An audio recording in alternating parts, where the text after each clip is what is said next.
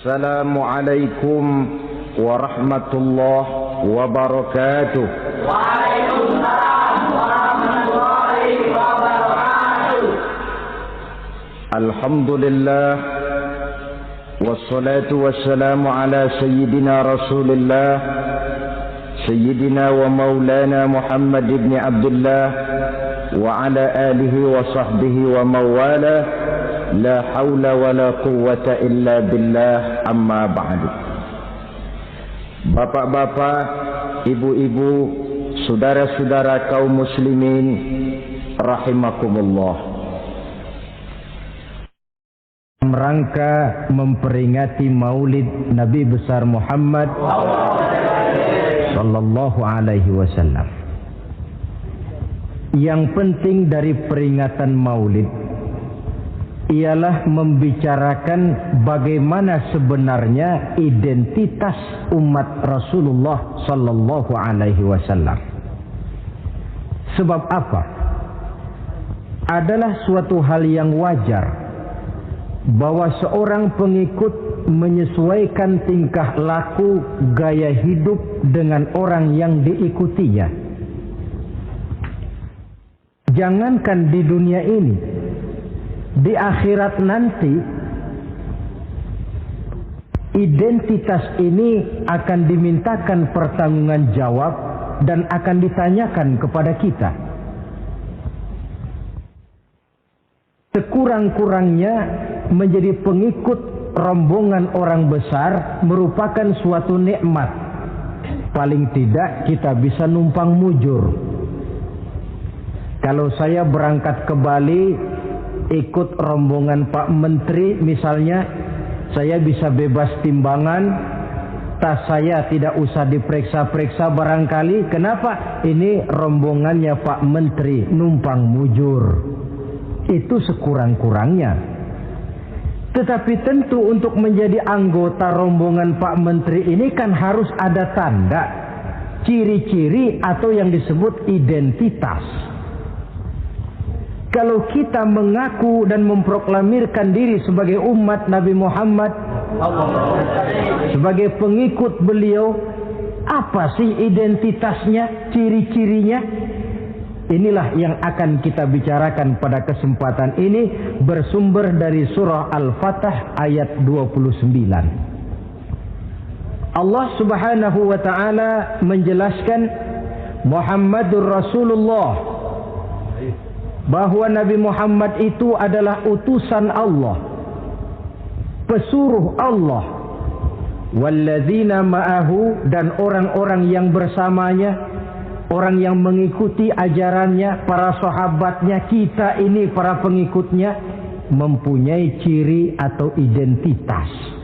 Dalam ayat ini ada 5 ciri yang dijelaskan. Pertama, asyidda'u 'alal kuffar. Pengikut Nabi Muhammad bersikap tegas kepada orang-orang kafir. Apa artinya tegas di sini? Saudara-saudara, tegas di sini artinya bukan main marah-marahan, tidak ngajak berkelahi, bukan juga menantang perang. Tegas di sini artinya mempunyai prinsip, mempunyai garis yang nyata di dalam keyakinan beragama. Garisnya apa? Tidak lain, lakum dinukum waliyadin. Bagi Tuhan agama Tuhan, bagi kami agama kami. Silahkan Tuhan melaksanakan agama Tuhan, kami akan melaksanakan agama kami. Kami menghormati Tuhan, Tuhan pun menghormati kami. Tetapi soal agama tidak usah dicampur adukkan. Identitas semacam ini perlu kita tegakkan kembali. Sebab apa? Sebab di zaman sekarang orang mulai mengaburkan nilai-nilai kebenaran dari agama, yang pada akhirnya menanamkan sikap ngambang terhadap agama. Misalnya kita ini dibuai dengan kalimat yang kelihatannya bagus tapi sebenarnya mengandung racun. Kata orang, jangan fanatik, semua agama kan bagus, semua agama benar, semua agama thayyib. Terus terang saja, saya bukan tidak setuju dengan kalimat itu. Saya beranggapan kalimat itu belum sempurna. Semua agama benar, jangan titik di situ. Itu baru sekedar koma. Semua agama benar, koma, bagi penganutnya masing-masing, titik. Semua agama baik, koma, bagi penganutnya masing-masing, titik. Bagi kita yang muslim, yang benar Islam. Dan seorang muslim yang berani membenarkan semua agama, seorang muslim yang berani berkata semua agama benar, sekurang-kurangnya munafik kalau tidak menjadi murtad. Wah Pak, itu namanya fanatik dong. Betul. Yang tidak boleh kan fanatik kepada suku, yang tidak boleh kan fanatik kepada guru, tapi fanatik kepada agama dalam arti berpegang teguh kepada agama merupakan bagian daripada kehidupan beragama. Hanyalah kalau umat Islam ini fanatik dengan agamanya, dia akan konsekuen, baik melaksanakan, mengamalkan maupun mengembangkan agamanya. Saya cinta kepada suku saya, tapi tidak lalu fanatik. Cinta suku boleh, fanatik kepada suku salah. Cinta kepada guru bagus, fanatik kepada guru jelek. Cinta kepada agama bagus, fanatik kepada agama wajib.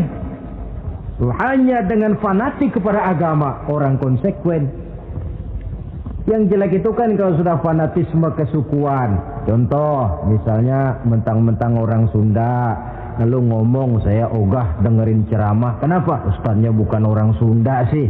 Ini nggak bener, emangnya Nabi Muhammad kelahiran Ciamis? Kan tidak.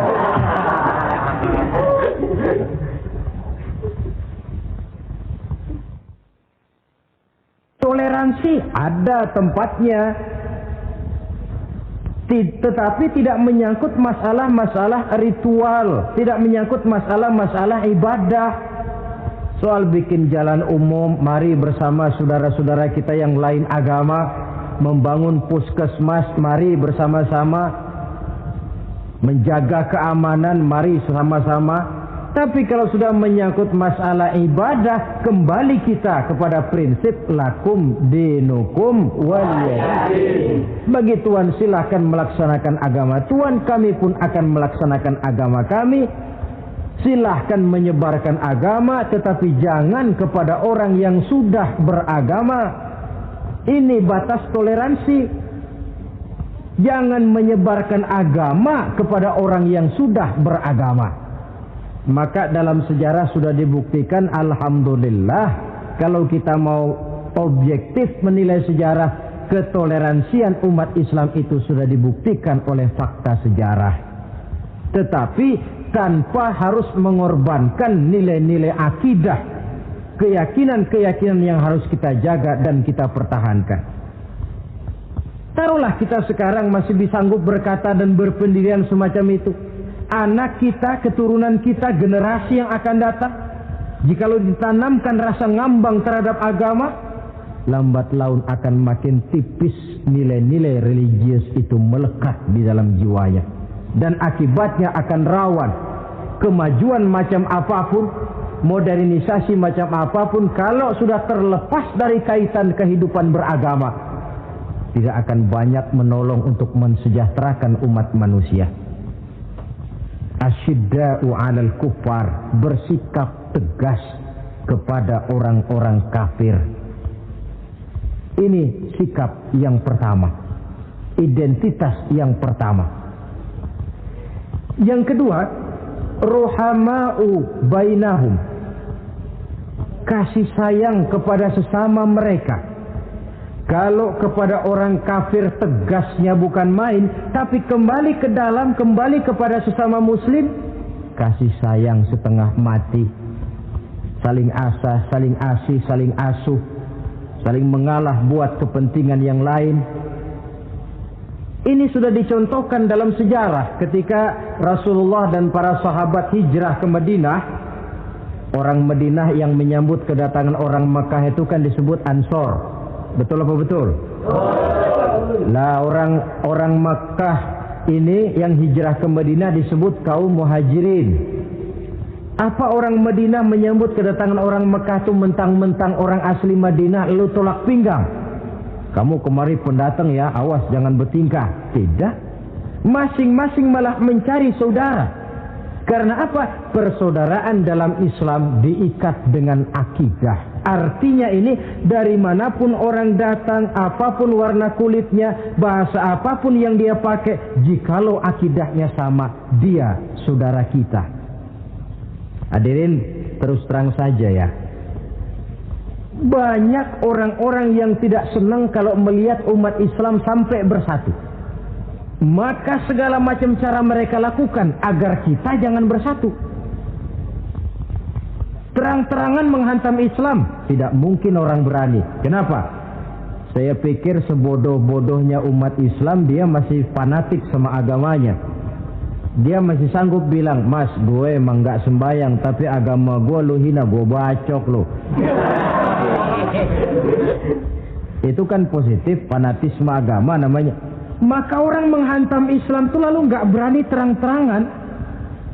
Caranya, belajar dari Van der Plas, belajar dari Snokor-Gronya. Mau menghantam Islam, masuk ke tengah-tengah umat Islam. Pakai peci, kalau perlu pakai sorban, pakai sorban. Tidak bisa assalamualaikum, latihan assalamualaikum. Hantam Islam dari dalam. Caranya, kalau perlu dibuatkan merek-merek Islam. Yang mereknya Islam tapi tujuannya bikin kacau dalam Islam. Muncullah yang namanya Islam ingkar sunnah. Muncul yang namanya Islam sejati. Islam. Mereknya Islam, tujuannya bikin kacau dalam Islam. Kalau dia sudah mengkafirkan orang lain yang tidak sepaham dengan dia, tidak mau bermakmum kepada orang yang sepaham dengan dia. Kalau cara ini tidak kena, mereka putar lagu lama. Apa lagu lama itu? Lagu khilafiyah. Lagu lama itu supaya kita sengketa sesama kita, mempersoalkan hal-hal kecil. Waktu terbuang, energi habis untuk mempermasalahkan hal yang tak pernah kunjung selesai. Sering kejadian toh di kampung-kampung. Yang satu pakai usolli, yang satu tidak, lalu pisah RT. Yang satu azan sekali Jumatan, yang satu 2 kali, lalu bangun masjid lagi. Yang satu kunut, yang satu tidak, asah golok. Persoalan yang semacam ini sampai kiamat tidak akan kunjung selesai. Oleh karena itu potensi yang besar ini tidak tersalurkan dengan wajar karena kita centang perenang di dalam, tidak pandai menjaga kesatuan dan persatuan sebagai modal dasar untuk berbuat yang lebih baik. Adalah lebih baik kita ini mencari titik-titik persamaan dan bukan memperbesar pola perbedaan. Ruhama'u bainahum, kasih sayang sesama mereka. Imam Ghazali memberikan contoh kun kal yadain wala takun kal uzunain. Hai umat Islam, hiduplah kamu seperti 2 tangan. Saling asah, saling asih, saling asuh, saling mengalah buat kepentingan yang lain. Coba lihat 2 tangan kita, rukunnya bukan main. Kalau tangan kanan maju ke depan, kata yang kiri, oke, saya mengalah. Dia mundur ke belakang. Kiri di depan, kata kanan, sekarang giliran saya ngalah. Dia mundur ke belakang. Akhirnya kita jalan lenggang. Enak nggak dilihat orang? Coba kalau nggak ada yang mau ngalah. Tangan kanan ke depan, kata yang kiri, gue juga bisa. Dia ke depan lagi. Depan kayak robot kita jalan. Lalu mekanisme kerjanya. Tangan kanan kerjanya bagus-bagus toh. Salaman tangan kanan, tanda tangan kanan, hitung duit tangan kanan, ambil kue tangan kanan. Kiri nggak pernah protes, tahu posisi. Memang tugas saya bidang pembersihan. Ya pembersihan saja dilakoni. Artinya apa ini? Yang satu dengan yang lain saling memperkuat walaupun komposisinya berbeda. Dicontohkan dalam perjalanan kehidupan sahabat Nabi. Sahabat Nabi yang paling terkenal itu 4 orang. Sayyidina Abu Bakar, Sayyidina Umar bin Al-Khattab, Sayyidina Utsman bin Affan, Sayyidina Ali bin Abi Thalib. 4 sahabat ini kalau kita lihat komposisinya, keahliannya lain-lain. Coba, ada Sayyidina Abu Bakar, ini sahabat merangkap mertua. Kalau bahasa sekarang, Abu Bakar ini disebut kiai diplomat. Kiai karena beliau orang alim, diplomat karena pandai bersiasat, ahli politik. Kemampuan berpolitiknya digunakan buat kepentingan agama. Sebab siapapun yang berpolitik untuk kepentingan agama, tentu kita doakan. Tetapi siapapun yang jual agama untuk kepentingan politik, kita juga berdoa. Cuma tentu doanya lain dengan yang berpolitik buat agama tadi. Saudara hadirin yang saya hormati, ada Umar bin Khattab. Ini kalau bahasa sekarang disebut imam jenderal ini. Imam tapi jenderal, jenderal tapi imam. Kenapa imam? Karena dia mampu memimpin jamaah di masjid. Kenapa jenderal? Karena dia sanggup memimpin tentara di medan perang. Kegagahannya, keberaniannya, keperkasaannya digunakan membantu perjuangan Rasul. Ada Utsman bin Affan, santri ekonom. Kenapa santri? Karena dia orang kaya. Kenapa ekonom? Karena dia pengusaha bergerak di bidang bisnis. Keuntungan usahanya untuk membantu perjuangan Rasul. Ada Ali bin Abi Thalib, tokoh muda tapi intelek. Masih muda tapi rela mengorbankan nyawa demi keselamatan Rasul di malam hijrahnya. Alangkah nikmatnya umat Islam ini kalau punya kiai diplomat, imam jenderal, santri ekonom, pemuda intelek, yang masing-masing bekerja sama menunjang untuk kepentingan agama. Ruhama ubainahum, kasih sayang di antara sesama mereka. Mobil, kenal mobil enggak? Ya. Mobil itu baru bisa jalan dengan baik kalau seluruh onderdilnya kompak. Kalau yang satu sudah merasa dirinya lebih penting dari yang lain, alamat mobil udah deket mogok. Misalnya yang jadi bensin nyombong, kalau enggak lantaran saya enggak bakalan jalan nih mobil. Bannya denger, sombong. Kata ban, sombong kamu bensin. Apa kamu kira kamu saja yang penting? Saya tersinggung, kata ban, lalu kempes. Kira-kira kalau ban kempes jalan enggak mobil? Begitulah umat ini. Kayak satu bangunan, ada yang jadi jendela, pintu, tiang, genteng dan sebagainya. Tetapi satu sama lain hendaknya saling memperkuat. Kalau tidak, kita ini pernah diramalkan oleh Nabi, yushiku an tada'a alaikumul umam kama tada'al akalatu ala qas'atiha. Satu saat akan datang di tengah-tengah kamu di mana keadaanmu waktu itu seperti makanan di meja makan. Coba bayangkan, menurut Rasul satu saat kondisi umat Islam akan seperti makanan di atas meja. Yang barat mau makan, yang timur mau santap, yang selatan mau ganyang, yang utara mau injak-injak. Satu saat kondisi umat Islam akan seperti itu. Heran sahabat, ya Rasulullah, kok kita bisa dikepung begitu rupa? Iya. Apa pada waktu itu jumlah kami sedikit ya Rasulullah? Tidak, kata Rasul. Bal antum yawma idzin katsir. Jumlahmu pada waktu itu banyak, besar, kamu mayoritas. Cuma sayang, kata Nabi, walakinnakum ghusaa'un ka ghusaa'is sail. Tetapi keadaanmu waktu itu seperti busa di lautan. Banyak tapi centang perenang. Banyak tapi tidak punya daya dan kekuatan. Dipermainkan gelombang lautan, dihempaskan ke tepian pantai tanpa punya makna dan arti. Mayoritas tapi nasibnya ironi. Lantaran apa ini? Kita tidak pandai menjaga kesatuan dan persatuan. Prinsip ruhama ubainahum, kasih sayang di antara sesama mereka, belum bisa kita wujudkan.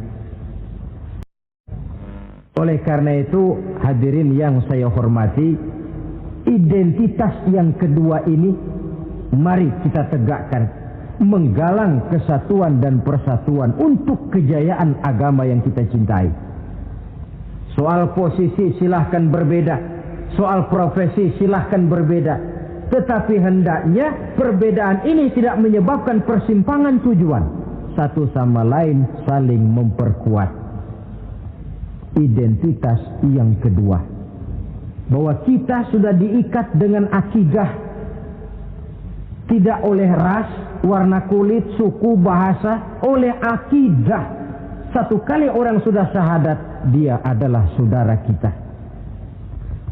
Sudah lewat masanya di mana kita umat Islam ini dikotak-kotakan, dan sudah datang waktunya di mana kita bersatu, saling menunjang, saling membantu,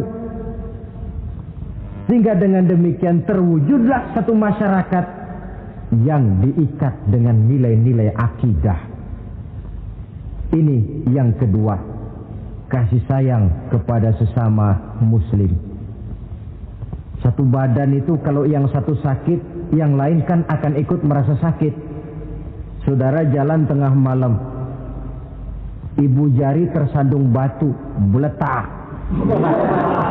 Begitu ibu jari tersandung batu, kontan, darah keluar, mulut bilang aduh, kepala ikut pusing, gak pakai diundang. Solidaritas sosial yang terjadi secara reflektif.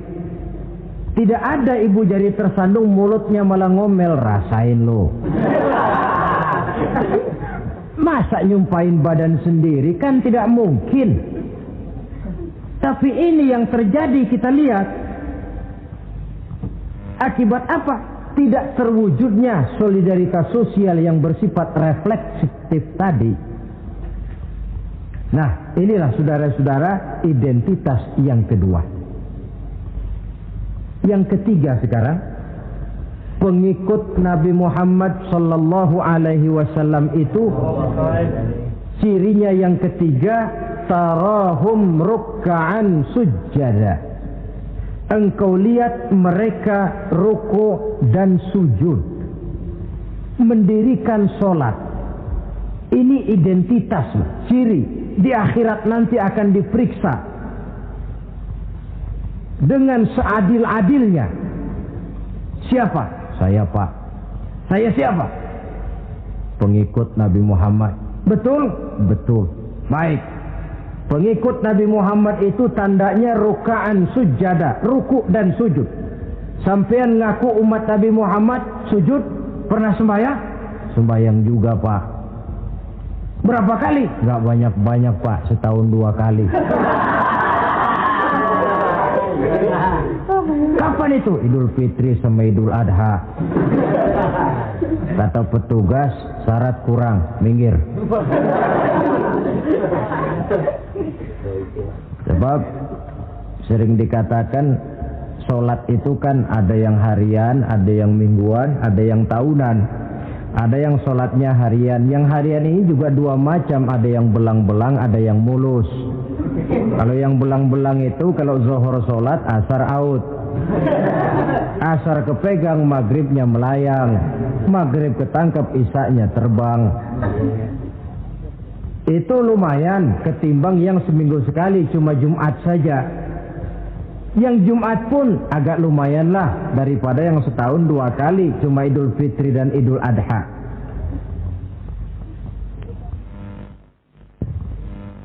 Tetapi bagaimanapun juga sholat ini memang merupakan keperluan dalam kehidupan kita.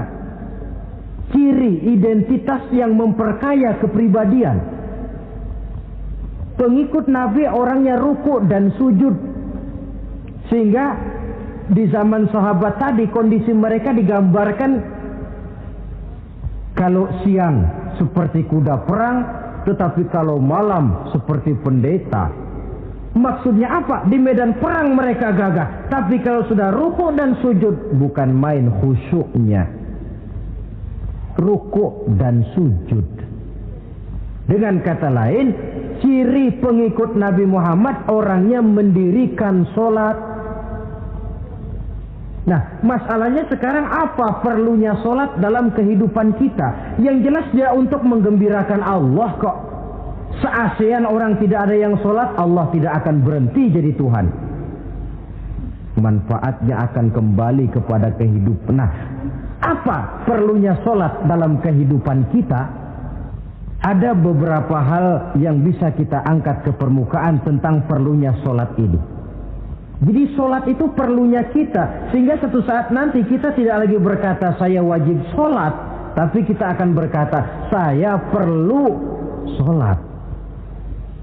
Apa perlunya sholat dalam kehidupan kita? Pertama, sholat itu membuat orang rendah hati, tidak melonjak menjadi angkuh dan sombong.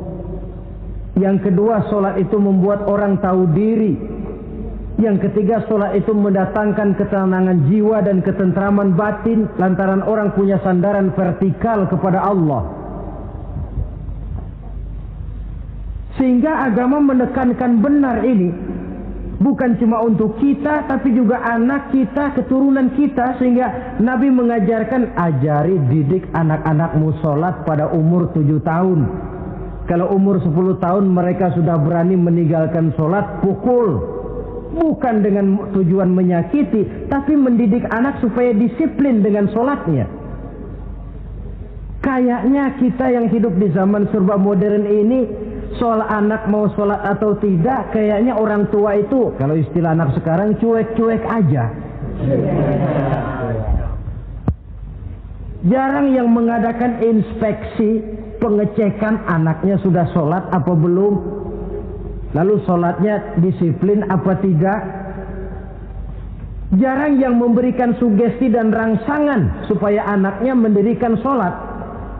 Saya jarang mendengar orang tua muslim yang berkata, nak, kalau kau hafal Fatihah dengan artinya bapak beliin sepatu baru. Nak, kalau kau hafal juz amma, bapak beliin sepeda. Sugesti untuk hal-hal yang bersifat agama sangat langka. Tapi kalau sudah hal-hal yang bersifat umum, wah, nah, kalau kamu lulus nanti SD ya, kita piknik ke Tangkuban Perahu, lulus SMP tur ke Bali, lulus SMA piknik ke Singapura. Rangsangan dan dorongan, baguslah itu. Tetapi alangkah akan lebih bagusnya jika untuk hal-hal yang bersifat agama kita pun sanggup memberikan sugesti, rangsangan dan dorongan kepada anak-anak kita. Sehingga sejak kecil mereka sudah terbiasa dengan sholat. Sejak kecil mereka sudah disiplin dengan sholatnya. Sebab kalau tidak, kayu itu kalau mau dibengkokkan pada saat dia masih kecil. Kalau sudah besar baru mau dibengkokin, repot kayu itu. Membentuk orang soleh itu harus dimulai sedini mungkin. Karena itu salah satu fungsi solat Allah jelaskan, inna sholata tanha 'anil fahsya wal munkar. Bahwa solat yang dikerjakan dengan betul mampu mencegah manusia dari perbuatan yang keji dan munkar. Jadi dengan kata lain, orang yang disiplin dengan solat terpeliharalah dirinya dari perbuatan yang keji dan munkar.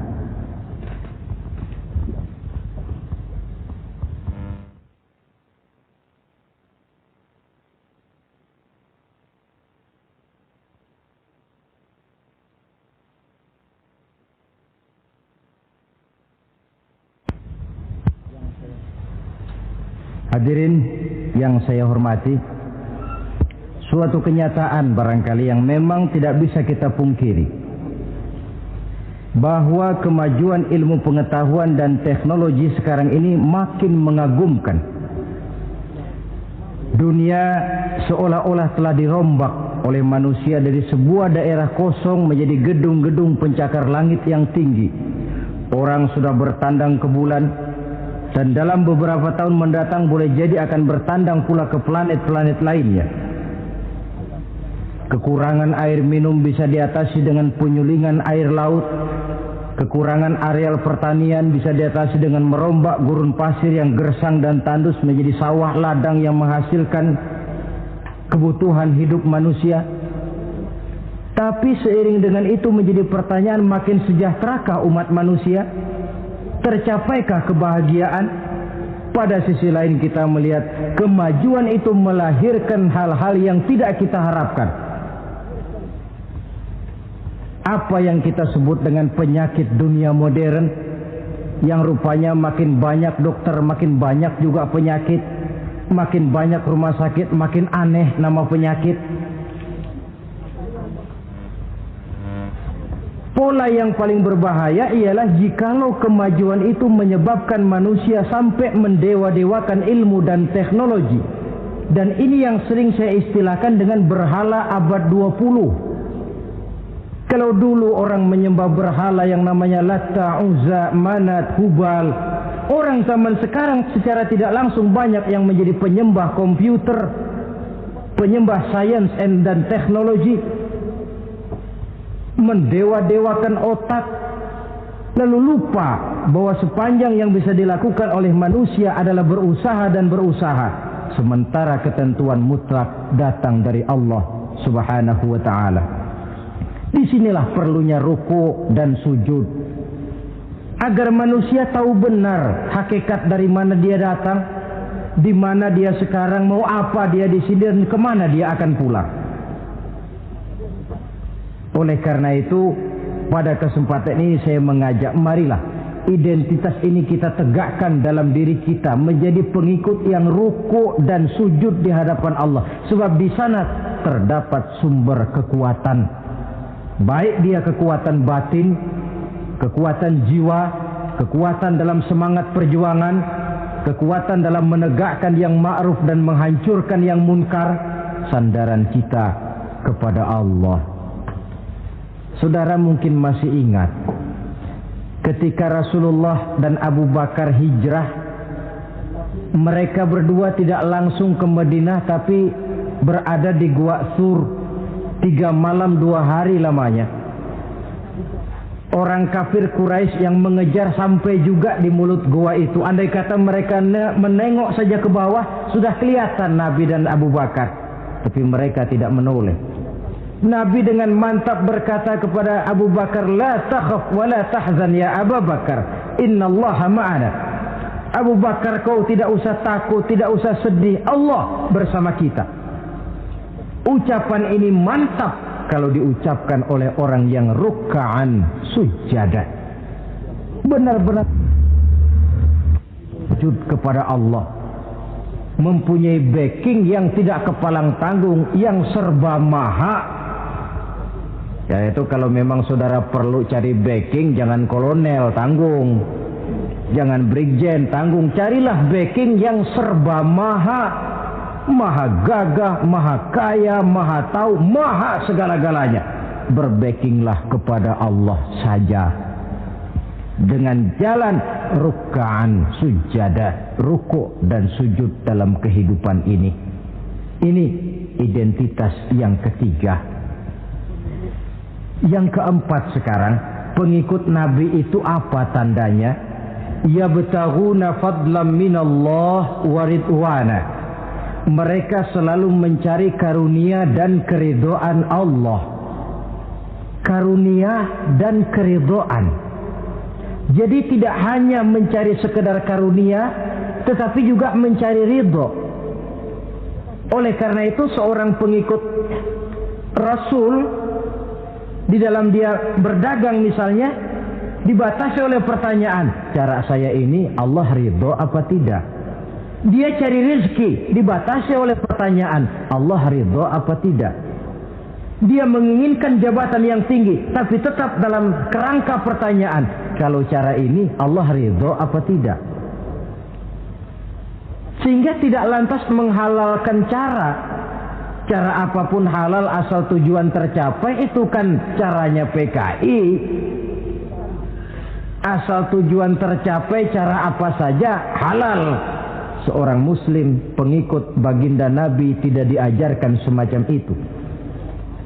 Kenapa perlu mencari keridhaan Allah, karunia yang Allah ridho? Karena apapun yang kita pakai, apapun yang kita makan terutama, Jikalau bersumber dari sesuatu yang Allah tidak ridho, katakan yang haram misalnya, akan mempengaruhi gaya dan gerak hidup kita. Contoh, kata Imam Ghazali, kalau engkau terlalu senang memakan makanan yang haram, dia akan mempengaruhi caramu berpikir sehingga kau akan cenderung berpikir yang haram.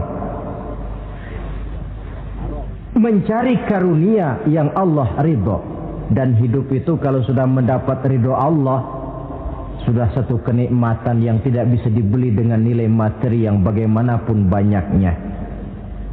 Karena itu biarlah kita orang mukmin ini di dunia hidup kaya asal Allah ridho saja. Gak apa-apa. Biar rumah kita gedung, punya mobil bagus, uang banyak, kalau Allah ridho enak. Daripada sudah melarat tinggal di pinggir kali, rumahnya gubuk, Allah marah lagi. Kapan mau seneng orang macam begitu? Jadi biarlah kita ini bahagia di dunia, asal di akhirat masuk surga. Nggak apa-apa. Mencapai kebahagiaan di dunia dan di akhirat. Cari karunia Allah sebanyak-banyaknya. Karena memang bumi dan segala fasilitasnya diperuntukkan bagi manusia. Dan karunia Allah itu ada dimanapun kita pergi. Dahulu ketika turun perintah hijrah, sebagian sahabat berpikir-pikir, kalau saya hijrah ke Madinah, di Madinah mau makan apa saya? Ini Mekah kan jelek-jelek, kampung sendiri. Umpama kepepet ngutang-ngutang dikit orang masih percaya lah, kalau ke Madinah ngutang sama siapa? Takut dia kalau hijrah ke Madinah tidak dapat makan. Allah memberikan jaminan, qul li'ibadiyallazina amanu inna ardi wasi'ah fa iyaya fa'budu. Katakan kepada mereka Muhammad, hai hamba-hambaku yang beriman, bumiku ini luas. Di Mekah kau makan, hijrah ke Madinah juga kau akan makan. Apalagi hijrahmu karena membela agama. Jangan karena membela agama kau takut kelaparan. Artinya apa? Karunia Allah itu ada dimanapun. Kalau kita mau berusaha, tetapi jangan lupa usaha itu harus yang Allah ridho. Kalau sekedar hasil usaha cara apapun boleh, ya dapat. Tetapi tanpa ridho, semuanya tidak akan membawa ketenangan, ketentraman, dan kebahagiaan. Allah itu kan maha pengasih, tidak pilih kasih katanya. Artinya apa? Semuanya Allah kasih. Orang kalau mau berusaha dapat. Itu logika. Sunnatullah kata kita, hukum alam kata orang. Kalau mau berusaha mesti dapat. Tetapi kasih sayang Allah ini tidak diberikan kepada setiap orang. Kalau pengasihnya berlaku kepada semua orang, mau kafir mau beriman, kalau berusaha dapat. Itu Rahman namanya. Tapi Allah tidak cuma Rahman, Allah juga Rahim, Maha Penyayang. Bedanya apa? Orang yang dikasih itu belum tentu disayang. Tetapi kalau disayang mesti dikasih. Kalau tidak dikasih tentu ada pertimbangan lain untuk kepentingan kita. Misalnya anak kita baru kelas 1 SMP datang, Pak beliin motor buat sekolah. Kita lalu menilai anak ini nggak ada motor saja kadang-kadang jarang sampai ke sekolah, apalagi dibeliin motor, bisa dari rumah berangkat ke sekolah nggak sampai. Tidak dibelikan bukan karena tidak sayang, justru karena sayangnya. Ada pertimbangan lain untuk kepentingan si anak. Tetapi kadang-kadang anak sendiri berpikirnya lain. Bapak katanya sayang, minta dibeliin motor saja tidak dibelikan. Dia menilai orang tuanya tidak sayang, padahal justru sayangnya lalu tidak dibelikan. Begitulah satu contoh kecil dari keridhaan Allah ini. Jika Allah sudah memberikan ridhonya kepada kita, segala yang kita mau diberikannya. Kalau tidak juga diberikan, tentu ada manfaatnya untuk kemaslahatan kita. Allah Maha tahu. Misalnya orang mengeluh, saya akan sembahyang rajin, ngapa rezeki seret bener sih? Apa saya berhenti lagi sholat? Allah lebih tahu. maslahatnya. Barangkali potongan kayak kita ini kalau diberikan rezeki banyak sedikit lalu berhenti ke masjid. Rezeki lu segini aja dah, lu jadi rajin ke masjid. Ada manfaatnya buat kepentingan kita. Mencari karunia yang Allah ridho. Dalam alam yang terbentang luas ini karunia Allah terhampar luas. Tinggal kita mencari, dan untuk mencari itu diperlukan keahlian. Keahlian hanya timbul karena pendidikan. Makin ke depan persaingan hidup makin tajam tanpa membekali diri. Terutama generasi kita yang akan datang, anak-anak kita. Boleh jadi mereka akan tersudut ke pojok-pojok kehidupan untuk kemudian lebih banyak jadi penonton daripada sekedar pemain. Dan kerugian akan kembali kepada kita. Karena itu cari karunia Allah sebanyak-banyaknya, tapi dengan garis bawah yang Allah ridho. Sekali lagi, carilah karunia Allah sebanyak-banyaknya dalam kehidupan ini, tetapi dengan menggarisbawahi yang Allah ridho. Inilah identitas yang keempat. Yang kelima sekarang, identitas yang terakhir, simahum fi wujuhihim min atharis sujud. Di muka mereka ada tanda bekas sujud. Ini pengikut Rasulullah sallallahu alaihi wasallam. Bekas sujud, iya. Apa bekas sujud itu? Apa jidatnya hitam kebanyakan sujud? Mungkin karena rajin sujud lalu berbekas. Boleh jadi, tapi soal hitam di jidat sih gampang digosok-gosok. Yang terpenting asarus sujud di sini dalam bentuk sikap mental. Apa sikap mental yang saya maksud? Orang yang rajin sujud itu lalu membekas dalam kehidupannya pengaruh sujud. Apa pengaruh sujud? Karena rajin sujud timbul ikhlasnya. Kalau sudah berbuat, yang penting itu Allah. Orang lain mau tahu atau tidak, orang lain mau puji atau tidak, yang penting Allah. Sebab kalau sudah dia usolli fardal maghribi Allahu Akbar, dia tinggalkan dunia dan seluruh isinya. Naik dia menghadap Allah. Selamat tinggal sebentar dunia, nanti saya balik lagi. Yang ada cuma dia dan Allah dalam dialog langsung. Timbul keikhlasan, terjemahannya dalam kehidupan. Berbuat tanpa pamrih, tidak suka menepuk jasa dan menghitung jasa. Sebab biasa orang itu kalau sedang perang tidak sempat ngaku jadi pahlawan, tapi kalau perang sudah selesai nggak kenal bedil ngaku pahlawan. Kalau perang sedang berkecamuk, jarang yang mengaku pahlawan. Kalau sudah perang selesai, masing-masing nepuk dada. Seorang yang ikhlas, seorang yang berbuat tanpa pamrih, dan ini pengaruh sujud dalam kehidupan. Lalu apalagi timbul jujurnya. Kenapa? Kalau dia sholat zuhur 4 rakaat, lalu umpama selesai 3 rakaat dia salam, orang lain tentu tidak tahu dia korupsi 1 rakaat. Tapi kenapa tidak dia lakukan? Ada Allah sih yang tahu. Timbul kejujuran, disiplin murni yang berakar dari hatinya sendiri. Lalu apa lagi? Kesabaran. Dilatih lewat sholat. Kalau belum selesai 4 rakaat, jangan berhenti sholat isya umpamanya. Dan banyak lagi pengaruh-pengaruh asarus sujud. Ini di dunia. Di akhirat nanti kata Nabi, inna ummati ya'tuna yaumal qiyamah ghurran muhajjalin min asaril wudu. Umatku di hari kiamat nanti akan datang menghadap Allah dengan muka berseri-seri dari sebab air wudu. Mukanya bersinar-sinar karena di dunia rajin wudu. Sehingga barangkali di akhirat nggak perlu ngaku-ngaku kita. Ya Rasulullah, saya umatmu, tidak perlu. Rasulullah lihat sendiri, wah ini mukanya bersinar-sinar. Ta'ali ummati, umatku sini, umatku sini. Kalau di dunia rajin kena air wudu. Ya rajin wudu artinya kan rajin sholat. Masa ada orang wudu aja nggak sholat, kan model. Kalau muka tidak pernah tersentuh wudu, kalau muka tidak pernah sujud, Teriak-teriak kita mengaku, ya Rasulullah, saya umatmu ya Rasulullah. Kata Rasulullah, enggak ada umat saya yang dekil kayak sampean.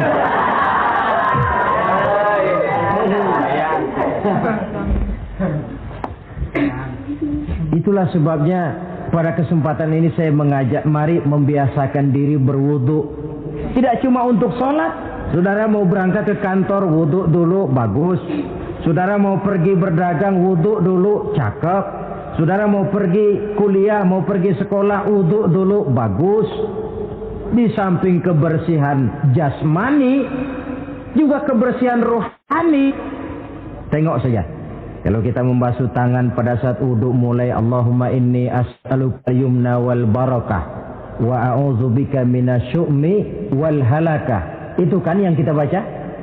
Ya Allah, saya mohon keberkahan di dua tangan ini, supaya tangan ini kalau dibawa dagang untung, dibawa menanam lalu panen, dibawa berusaha menghasilkan rezeki. Dan saya berlindung kepadamu ya Allah, jangan sampai tangan ini membawa kesialan dan kecelakaan. Berlindung kepada Allah jangan sampai jadi punya tangan sial. Dipakai dagang rugi, dipakai nanam pohonan mati, dipakai mukul orang mati. Tangan sial. Dari itu saja sudah memberikan sugesti untuk rohani kita. Kebersihan jasmani, kebersihan rohani terpelihara karena wudu. Jadi asarus sujud, pengaruh sujud membekas di dalam kehidupan. Sehingga oleh Syekh Muhammad Abduh dijelaskan, walikulli ibadatin minal ibadati sahihah asarun fi taqwimi akhlaqil qaimi biha wa tahzibi nafsihi. Setiap ibadah yang dikerjakan dengan betul pasti mempunyai pengaruh yang nyata dalam meluruskan moral akhlak orang yang melaksanakan ibadah itu sendiri. Jadi sujud kita betul apa tidak? Lihat saja pengaruhnya dalam kehidupan kita. Sholat kita sudah betul apa tidak? Lihat saja pengaruhnya dalam kehidupan kita. Kalau sujud ya sujud, tapi judi jalan juga, nah, sujudnya belum betul. Waktunya sholat ya sholat, waktunya mabuk, sholatnya belum betul. Waktunya ruku ya ruku, giliran nyolong, sholatnya belum betul. Sebab sholat yang dikerjakan dengan betul, sujud yang dikerjakan yang punya pengaruh nyata dalam kehidupan, kelihatan bekasnya dari tingkah laku dan gerak kita di dalam menelusuri kegiatan hidup ini. Maaf, dengan sedikit pahit barangkali kita memang harus berkata, masih banyak di antara kita umat Islam ini yang melaksanakan ibadah hanya dengan prinsip asal sekedar gugur kewajiban. Perkara ada pengaruhnya atau tidak dalam diri kita, kita malas untuk mengadakan evaluasi. Akibatnya ibadah yang kita kerjakan tidak mempunyai pengaruh dalam membentuk kepribadian kita. Orang yang mengucapkan syahadat ada pengaruh dalam jiwanya. Orang yang mendirikan sholat ada pengaruh dalam membentuk kepribadiannya. Orang yang melaksanakan puasa ada pengaruh dalam perkembangan jiwanya. Orang yang mengeluarkan zakat ada pengaruhnya dalam mengelola hartanya. Orang yang melaksanakan ibadah haji ada perubahan dalam kegiatan hidupnya. Dari yang negatif kepada yang positif tentunya. Simahum fi wujuhihim min athari sujud. Di muka mereka, di muka pengikut Rasulullah ini ada tanda pengaruh bekas sujud. Karena rajinnya dia melaksanakan sujud di dalam kehidupan ini. Nampak pengaruh yang nyata di dalam kehidupannya, dalam gerak dan tingkah lakunya. Saudara hadirin, ma'asyiral muslimin rahimakumullah. Inilah 5 identitas yang harus kita tegakkan jikalau kita mau jadi umat yang konsekuen. Tidak sekedar bangga-banggaan menyandang titel umat Nabi, apalagi konon mengharapkan syafaatnya di akhirat nanti, padahal sebagai pengikut kita tidak menyesuaikan diri dengan yang kita ikuti. bagaimana mau mengharapkan fasilitas yang namanya syafaat? Bahwa syafaat pertolongan Rasul itu ada, tetapi fungsinya kan ibarat orang punya kain, syafaat itu nambel. Saudara punya kain, sobek-sobek sedikit, ditambel oleh yang namanya syafaat. Sholat kurang sedikit, ditambel oleh syafaat. Sodakoh ada campur riya sedikit, tidak karena Allah sedikit, syafaat. Jadi kalau punya kain sobek ada syafaat. Lah kalau kainnya tidak punya, yang mau ditambel apanya? Sholat tidak, puasa tidak, di akhirat aman dah dapat syafaat. Tentu terlalu berlebihan, terlalu optimis mengharapkan sesuatu yang kita memang tidak punya modal dasar untuk memperolehnya. Baiklah ya, kesimpulan. Pertama, sebagai pengikut kita harus menyesuaikan diri dengan yang kita ikuti. Identitas. Suatu umat hanya akan berwibawa, hanya akan dihitung dan dipandang orang kalau dia tegak dengan identitasnya. Kalau macan sudah kehilangan sifat galaknya, orang tidak takut lagi kepada macan. Dan kalau kambing sudah kehilangan sifat jinaknya, banyak orang takut miara kambing. Kalau umat Islam sudah kehilangan identitasnya, dia akan menjadi umat yang kehilangan wibawa dan tidak pernah ditakuti oleh musuh-musuhnya. Seenaknya saja orang mengacak-acak kehidupan kita sebagai umat kalau tidak punya identitas. Yang kedua, kesimpulan yang kedua, identitas itu bisa kita ringkaskan. Pertama, tegak dengan keyakinan inna dina indallahil Islam. Menumbuhkan fanatisme agama dalam arti berpegang teguh kepada agama. Menempatkan toleransi pada tempatnya yang wajar. Tidak mencampur adukan semua agama. Tegas di dalam mempertahankan akidah. Kemudian yang ketiga, perlu menegakkan solidaritas sosial yang bersifat reflektif untuk menegakkan wibawa kita sebagai umat, supaya potensi dari umat yang mayoritas ini dimanfaatkan oleh umat itu sendiri. Kalau tidak, kita cuma akan menang jumlah saja, menang bilangan, kuantitas yang tanpa kualitas. Dan kalau ini yang terjadi, nasib kita akan seperti buih di lautan. Banyak, tapi kata orang kampung cuma menang groyokan.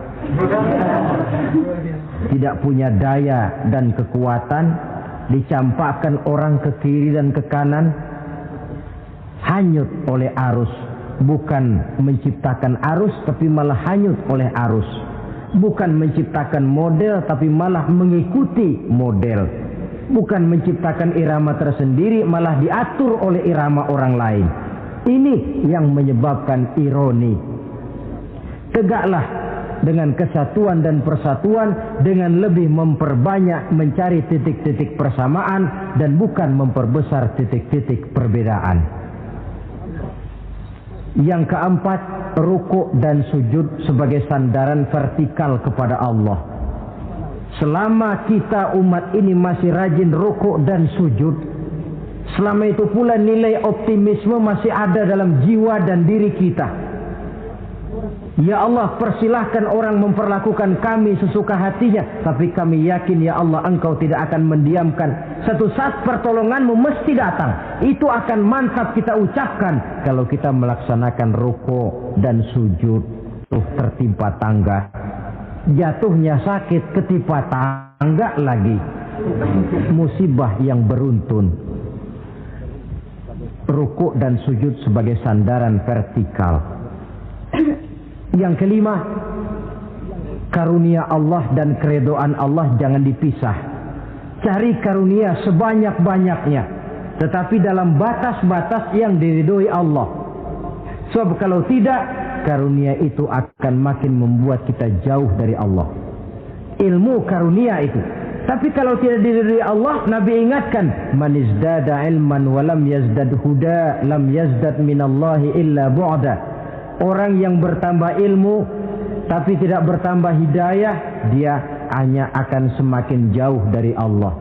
Jauh dari Allah menimbulkan kegersangan dalam jiwa, kepanasan dalam hati, sehingga jauhlah kita dari ketenangan hidup.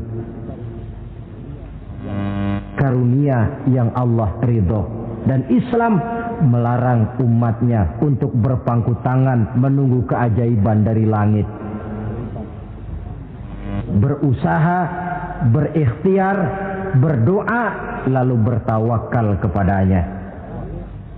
Yang terakhir, hendaknya ibadah yang kita kerjakan dievaluir, ditinjau kembali apa pengaruhnya dalam kehidupan kita. Sebab setelah selesai melaksanakan suatu ibadah, hendaknya nilai ajaran yang terkandung dalam ibadah itu bisa kita terjemahkan dalam kehidupan kita.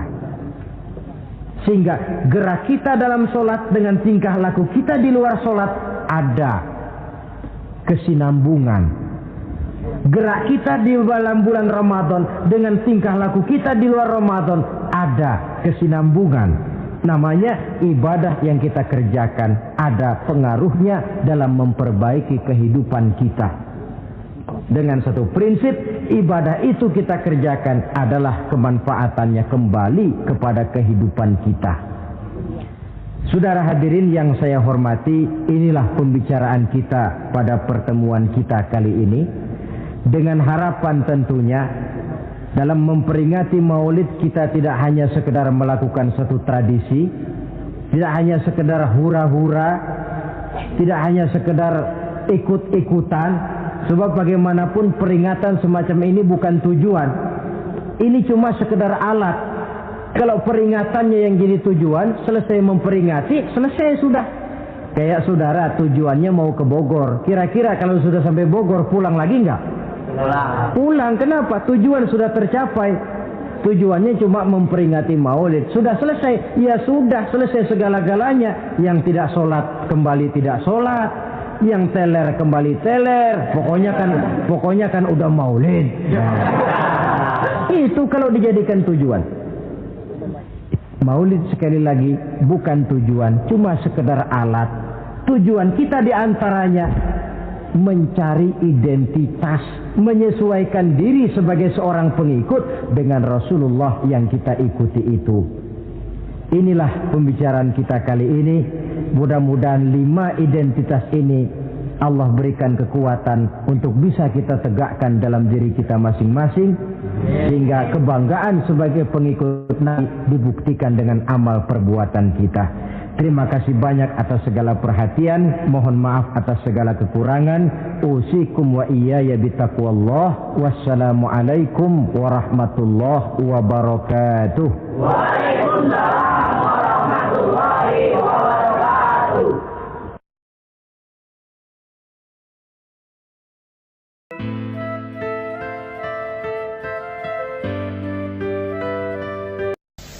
Bapak-bapak, ibu-ibu, saudara-saudara kaum muslimin rahimakumullah.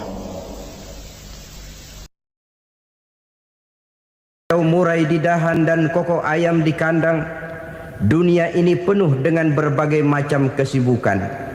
Sejak dari petani yang turun ke ladang, pedagang yang berangkat ke pasar, pelajar yang menuju sekolah, sampai kepada pegawai yang berangkat ke kantor, seluruhnya tidak lain untuk mencari sesuatu yang bernama bahagia. Setiap orang menginginkan kebahagiaan, dan tidak seorang pun menginginkan kesengsaraan dalam kehidupan ini. Namun nyatanya tidak setiap orang yang ingin bahagia mengetahui jalan yang harus ditempuhnya untuk sampai kepada kebahagiaan itu. Maka pada kesempatan pertemuan kali ini, saya ingin menyampaikan sebuah hadis dari junjungan kita baginda Nabi besar Muhammad sallallahu alaihi wasallam yang termuat dalam kitab Mukhtarul Ahadits An-Nabawiyah, di mana beliau bersabda, arba'un min sa'adatil mar'i. Ada 4 perkara yang merupakan tanda dari orang bahagia. Saya mau tanya, di antara saudara-saudara yang hadir di sini, apa ada yang kepengen jadi orang sengsara? Ya. Seluruhnya tentu ingin mendapatkan kebahagiaan. Maka menurut resep dari Nabi kita, tanda orang bahagia itu 4. Jadi kalau saudara ingin bahagia, harus mempunyai 4 perkara ini. Yang pertama, orang bahagia itu kata Nabi, darun wasi'un. Punya rumah biar bagus asal gede. Enak ngaturnya, daripada sudah punya rumah kecil adanya di pinggir kali, gubuk, kalau hujan bocor miring lagi, kiamat. Loh, kalau gitu Islam materialis dong. Hadis ini boleh diartikan dengan makna hakiki, arti yang sebenarnya, boleh diartikan dengan makna majazi, arti kiasan. Kalau dia diartikan dengan arti kias, maka yang dimaksud darun wasi'un ay qalbun wasi'un. Rumah yang luas tidak lain daripada hati yang lapang. Karena di situ kunci kebahagiaan yang sebenarnya. Walaupun kita cuma tinggal di petak berukuran 2 kali 3 meter, kalau hati kita luas rasanya rumah itu. Tapi biar rumah kita halamannya saja puluhan ribu hektar, ada kolam renangnya, kamar tidurnya tidak lagi terhitung. Kalau hati yang menempati rumah itu sempit, maka akan terasa sempit jugalah rumah itu. Tempat bergantungnya tidak lain adalah hati. Marilah kita mencoba melihat berbagai pandangan orang tentang bahagia ini. Ada orang menyangka bahwa bahagia itu kalau dia mendapatkan harta yang sebanyak-banyaknya. Siapa yang banyak harta, dialah raja. Apa yang dia mau, seluruhnya bisa dibeli. Keamanannya, dia bisa menyewa petugas. Seluruh fasilitas untuk menyenangkan kehidupannya bisa dibeli. Pendeknya, hartalah segala-galanya dalam kehidupan. Sampai ada pepatah mengatakan, innad darahima fil amakini kulliha taksur rijala mahabatan wa jalala. Sesungguhnya harta, dinar, dirham, uang di mana-mana selalu bikin hebat orang yang memilikinya. Coba lihat, orang yang punya duit sama yang enggak punya duit, jangan gaya hidupnya, gaya jalannya aja lain. Wahia lisanun liman arada fasahatan, wahia silahun liman arada qitala. Uang adalah senjata yang paling ampuh bagi orang yang mau pergi perang, dan lidah yang paling fasih bagi orang yang mau bicara. Kalau bicara dengan lidah macet, cobalah bicara dengan harta, lancar. Sampai ada pepatah demikian, segalanya bisa diatur dengan harta. Maka di kalangan orang yang berpandangan semacam itu, seluruh kegiatan hidupnya hanya terfokus kepada bagaimana mengumpulkan harta yang sebanyak-banyaknya. Tidak peduli halal haram, tidak kenal sore pagi siang dan malam, tidak sempat sujud, jauh dari agama, jauh dari kehidupan yang bersifat ruhaniyah, jauh dari Allah dan sebagainya. Sampai dalam Al-Quran dikelompokkan dalam kelompok yang dinamakan lumazah. Allazi jama'a malahu wa'addadah yahsabu anna malahu akhladah. Mereka mengumpul-ngumpulkan harta sebanyak-banyaknya dan menyangka bahwa harta yang banyak itu dapat mengekalkan hidupnya, mengekalkan kekayaannya, mengekalkan kebahagiaannya. Saudara hadirin yang berbahagia, kalau pandangan hidup ini benar, artinya kalau harta memang merupakan satu-satunya hal yang dapat membuat orang bahagia, tentu di rumah mewah tidak akan pernah ada tangis derita. Tentu di satu tempat di mana fasilitas hidup serba menunjang, tidak ada yang namanya penderitaan. Tapi suka dan duka, sedih dan gembira, senyum dan tawa adalah milik setiap orang, baik dia punya harta maupun dia tidak punya harta. Nyatalah bahwa harta semata-mata bukan merupakan jaminan bahwa orang akan bahagia. Walaupun tanpa harta orang sulit untuk bahagia. Saya mau cerita, ada orang super kaya. Namanya Aristotle Onesius, raja tanker Yunani.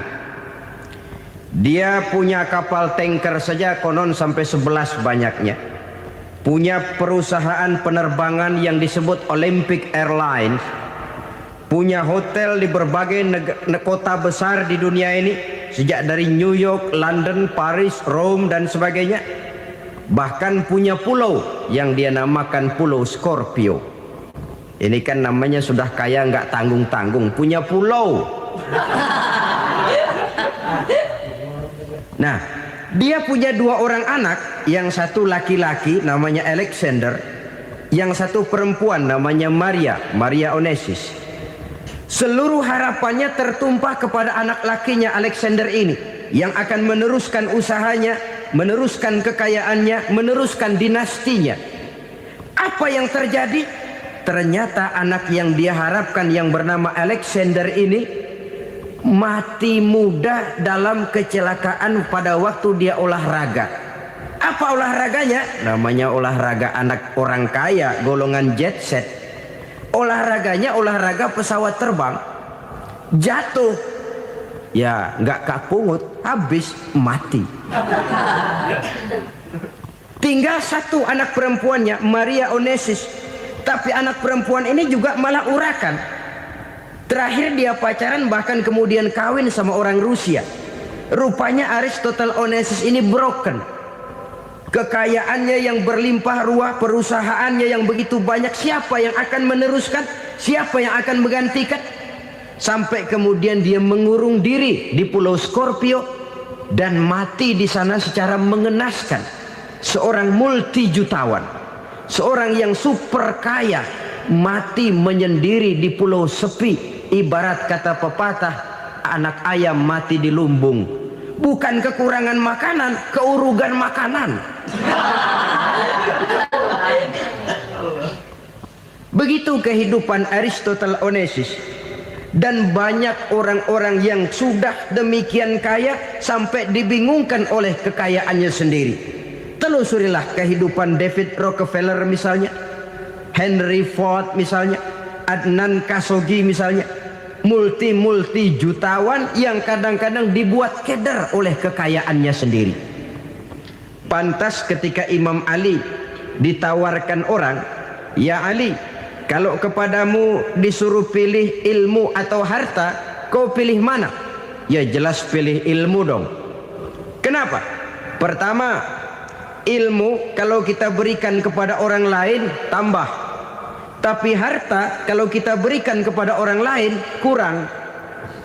Saudara punya uang 10.000, dibagi orang 5.000, jelas uang saudara berkurang. Tapi saudara punya ilmu, diberikan kepada orang lain bisa, saudara pun makin mantap. Tidak lantas jadi bodoh karena ngajarin orang.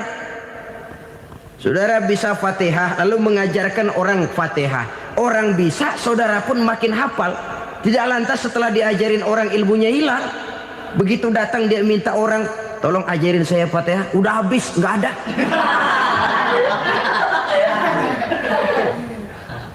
Yang kedua kata Imam Ali, ilmu menjaga kita. Kalau harta kita yang harus jaga. Makin banyak ilmu makin terpelihara diri seharusnya. Tetapi makin banyak harta makin bingung kita jaganya. Sampai kadang-kadang kalau perlu seluruh keliling rumah dipasangi alarm. Belum cukup disewakan anjing besar-besar, pasang di depan pintu, awas anjing galak. Masih belum cukup juga, cari centeng tukang-tukang kepruk jaga rumah.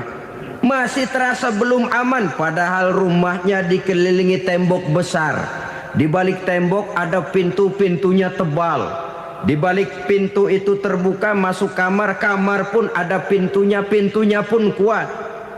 Masuk ke dalam kamar ada lemari, lemarinya pun pintunya kuat, dikunci, kuncinya pun kuat. Tapi terhadap seluruhnya yang timbul cuma sekedar was-was saja. Kesimpulannya sekali lagi, tanpa harta orang memang sulit untuk bahagia. Tapi harta semata-mata tidak merupakan jaminan orang akan bahagia. Dengan hati yang luas, itu modal utama untuk mencapai kebahagiaan hidup. Orang yang hatinya luas, saudara-saudara, punya hati yang lapang, melihat kenyataan hidup ini, dia bersyukur senantiasa kepada Allah. Lantas tidak timbul hasud dan iri hatinya. Oleh karena itu jiwanya selalu lapang. Kalau tidak, cupik hati namanya, dangkal pandangan, tidak senang melihat orang lain dapat nikmat, dan itu sering dijadikan contoh. Kalau orang yang lapang dada, dia lihat tetangganya beli TV baru, dia berkata, alhamdulillah ya, tetangga kita beli TV, mudah-mudahan kita bisa ikut nonton. Lapang dadanya. Tapi orang yang sempit hati, lihat tetangga beli televisi, meriang. Enggak diapa-apain, meriang. Besoknya dengar tetangga beli motor, makin sakit, ke rumah sakit. Lalu di rumah sakit dengar tetangganya beli mobil, mati. Disiksa oleh perasaannya sendiri. Orang kalau hati sudah sempit dalam hidup, kemanapun dia pergi, sempit rasanya medan kehidupannya. Kemudian kita melihat juga ada orang yang menilai bahwa bahagia itu katanya kalau punya kedudukan yang tinggi, pangkat yang agung, wibawa yang besar. Mungkin betul, tapi mungkin juga tidak. Bergantung kepada hati orang yang punya pangkat itu. Sama dengan harta tadi. Harta akan membawa bahagia kalau dia jatuh ke tangan orang yang berhati lapang. Tapi harta akan jadi bencana kalau jatuh ke tangan hati orang yang sempit. Pangkat akan membawa bahaya kalau jatuh di tangan hati orang yang sempit. Lebih dari itu, kenyataan mengajarkan kepada kita bahwa ternyata pangkat dan jabatan tidak selamanya memberikan kebahagiaan dalam kehidupan. Bahkan resikonya kelewat besar. Beberapa bukti kita bisa ambil dari para pemimpin dunia yang menjadi korban lantaran pangkat dan jabatan yang disandangnya. Saudara ingat Presiden Abraham Lincoln dan John Kennedy dari Amerika? Dibunuh orang.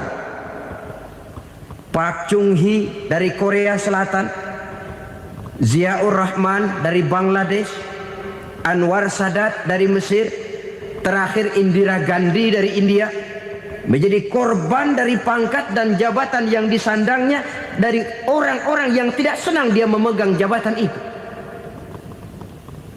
Dia akan mudah mengundang bencana. Sehingga pantas kalau seorang presiden terkemuka Amerika, Harry Truman namanya, dia mengatakan jabatan presiden itu, kata dia, seperti orang nunggang macan, naik macan. Harus kita taiki, kalau enggak dia bakal nerekam kita, ngeri katanya. Adapun orang yang hatinya lapang, kalau dia menerima pangkat dan jabatan, dianggapnya itu satu kesempatan untuk berbuat baik. Tapi orang yang berhati sempit, menerima pangkat dan jabatan, bukan kadang-kadang menerima, malah berusaha setengah mati mencapai dengan segala cara. Kalau perlu jilat atas, jilat atas. Jadi golongan sumuhun dawu. Jadi kelompok kulon nuwun, yes sir, yang kerjanya cuma oke bos. Kalau perlu jilat atas, jilat atas. Kalau perlu injak yang bawah, injak yang bawah.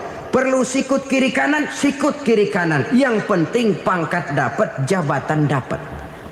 Orang yang semacam ini, kalau sudah mempunyai pangkat dan jabatan, biasanya dia tidak menganggap itu sebagai amanah, tidak menganggap sebagai kesempatan berbuat baik, tapi malah kesempatan untuk memperturutkan hawa nafsunya yang dilatar belakangi oleh kesempitan hatinya tadi. Apalagi kalau orang memperoleh pangkat karena banyak mengeluarkan uang. Seakan-akan pangkat dan jabatan itu sekarang macam proyek, pakai tender. Siapa yang berani bayar segini naik, nggak berani minggir. Padahal logikanya, kalau orang mencapai satu jabatan karena banyak mengeluarkan uang, hampir bisa dipastikan bahwa setelah jabatan itu dia pegang, langkah pertama yang akan dilakukannya ialah berusaha bagaimana uang yang dia keluarkan supaya kembali. Ya paling kurang pulang modal dulu dong. Soal mikirin rakyat soal nanti, tapi ini modal harus pulang. Itu celakanya kalau orang memperoleh pangkat dan jabatan cuma karena banyak mengeluarkan uang. Jarang orang yang mempunyai keyakinan dan pandangan bahwa pangkat dan jabatan merupakan amanah. Jadi sekali lagi, pangkat dan jabatan mungkin saja membawa kebahagiaan kalau jatuh ke tangan orang yang berhati lapang. Tapi bisa jadi bencana kalau dia jatuh ke tangan orang yang mempunyai hati yang sempit. Dan lagi-lagi stresnya hati yang lapang. Lalu sebagian orang, saudara, ada yang berpandangan katanya bahagia itu kalau jadi orang terkenal, mempunyai popularitas, menjadi idola di kalangan remaja, di kalangan orang tua, di segala lapisan masyarakat. Padahal makin populer orang makin terikat dia. Ya kalau macam kita ini kan nggak punya nama, nggak populer, tengah malam buta mau nongkrong di warung Tegal aman. Tapi pangkat, jabatan, kedudukan, popularitas menyebabkan kita diikat dengan berbagai macam peraturan. Cuma mandi sama ke WC saja yang nggak dikawal.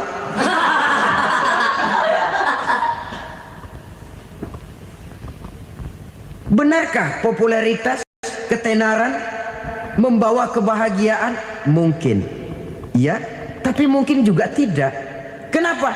Banyak orang-orang populer yang mengakhiri hidupnya secara tragis.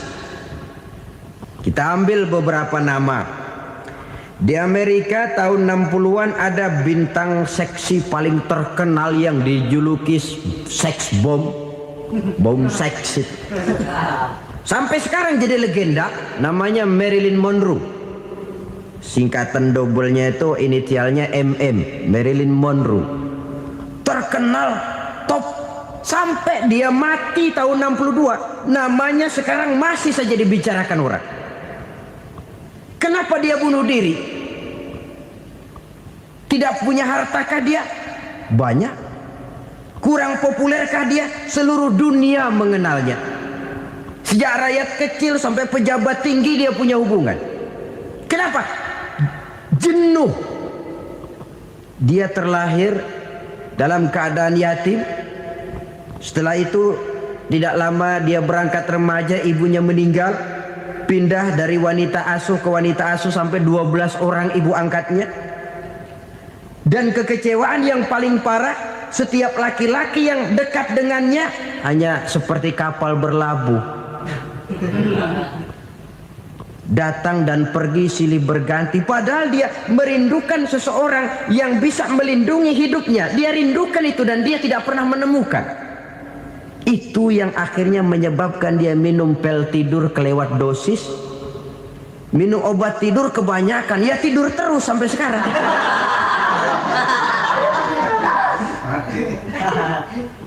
Dia mengakui, saya telah memiliki ketenaran, tapi saya tidak pernah hidup dalam ketenaran itu. Saya pandai main sandiwara, tapi saya ingin hidup dalam alam yang real sebagaimana umumnya orang. Itu yang dia rindukan. Menyusul jejak yang namanya Marilyn Monroe ini, Billie Holiday, saudara kenal tentu. Di rumah sakit dirawat. Dia juga minum obat overdosis, mati lagi. Jimi Hendrix minum obat tidur overdosis kelewat batas, mati lagi. Lalu yang menghanyutkan diri di danau, Janis Joplin dan Brian Jones, ini orang-orang populer, orang-orang terkemuka yang mengakhiri hidup secara tragis, bukan karena tidak terkenal, mungkin karena sudah saking terkenalnya. Contoh paling belakangan, Bruce Lee. Wah, ini tukang-tukang kepruk tentu kenal siapa dia.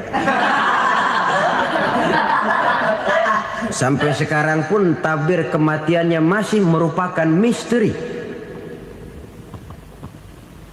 Dan yang masih hidup juga menunjukkan gejala yang aneh. Michael Jackson, rumahnya di Beverly Hills itu dijaga sedemikian rupa, dan dia selalu curiga kepada setiap makanan harus steril, bersih dari segala macam kimia.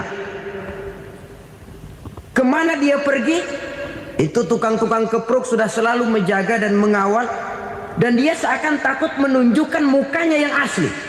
Hingga kalau tampil ke tengah di luar show, dia kadang memakai pakaian yang tidak menunjukkan dia yang sebenarnya, takut dikenali orang. Ternyata popularitas sering jadi momok yang meracuni kehidupan manusia. Oleh karena itu, benarlah junjungan kita pada saat beliau mengajarkan orang akan bahagia kalau dia mempunyai hati yang lapang.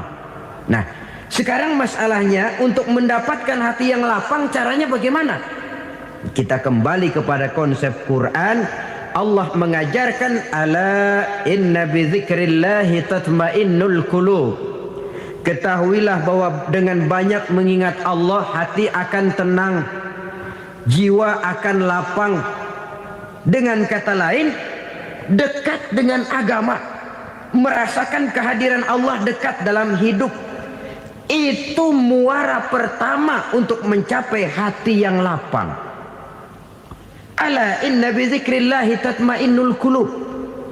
Jangan macam orang sekarang ingin mendapatkan ketenangan lalu tapak di puncak gunung, di gua-gua, di tempat sepi. Iyalah kalau nggak ada ular. Kalau tergigit ular berbisa, ketenangan belum, mati jelas itu. Islam positif untuk mendapatkan ketenangan. Ala inna bizikrillahi tatmainnul qulubi. Bahwa ketahuilah bahwa dengan banyak mengingat Allah, hati akan tenang, jiwa akan lapang, nuansa pikiran akan luas. Karena yang namanya bahagia ada dimanapun manusia berada. Di kampung ada bahagia, di kota ada bahagia, di ngarai, di lembah, di gunung, di hutan, di lautan, di angkasa luar, dimanapun bahagia itu ada kalau kita bermodalkan hati yang lapang ini. Dan hati akan lapang kalau kita dekat dengan agama. Dekat dengan harta buat sementara hati mungkin tenang, tapi ketenangan yang relatif dan temporer. Apalagi orang tiap kali tambah harta, tiap kali tambah rencana. Itu wajar.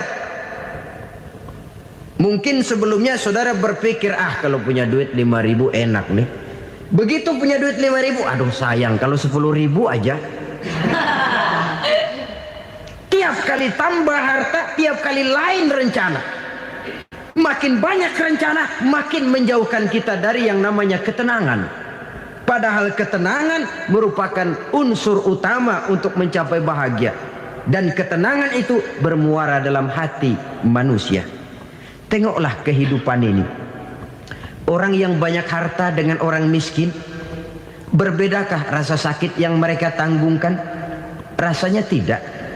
Walaupun si kaya tidur di kasur empuk berselimutkan sutra mahal, sementara si miskin meringkuk di balai bambu yang keras dan kasar. Apabila maut datang, dia juga tidak pernah pilih bulu. Maut datang menjemput si kaya di singgasana keemasannya, dikelilingi oleh para pengasuh, dayang dan inang serta para pengawal. Dan maut pun datang menjemput si miskin papa, sehingga ia tergelepar di tepian jalan. Kedua-duanya bernama mati. Kalau nyata bahwa sakit yang ditanggung si kaya tidak beda dengan sakit yang ditanggung si miskin.